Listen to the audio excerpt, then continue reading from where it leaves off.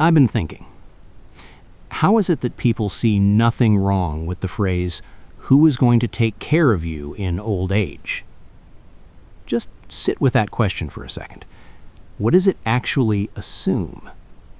It doesn't ask whether creating a person is justified or if that future person will want to exist.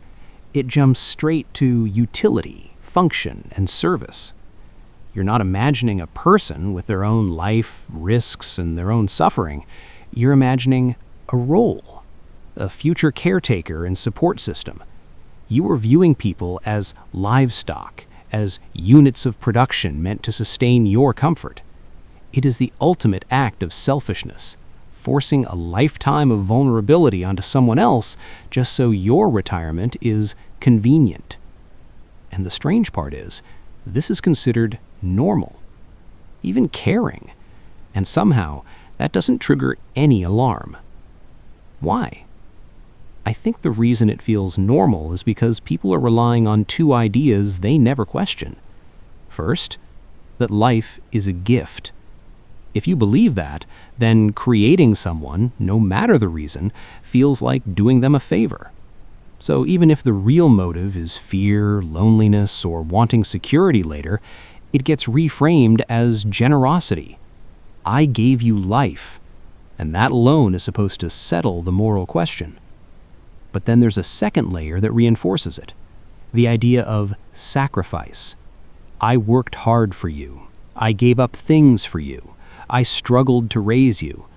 And that gets treated as further moral proof, as if the effort itself justifies the original decision.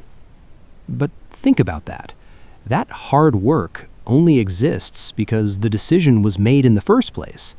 You don't get to create a dependency, spend years maintaining it, and then present that effort as evidence that the act was justified. That effort wasn't for the child, it was a requirement of the choice. And more than that, it always serves the same underlying motivations: fulfillment, identity, meaning, social validation, the desire to feel needed, to feel like you've done something important. So now you have both pillars working together. I gave you something amazing, and I sacrificed for you, which leads to the final conclusion: you owe me. Gratitude becomes expected. Care becomes duty. Refusal becomes moral failure. But none of that was agreed to. No one signed up for the role they're being held to. It was assigned, quietly, automatically, long before they even existed. And maybe that's why it goes unquestioned. Because if you actually slow down and look at it directly, it's not a loving question. It's a revealing one.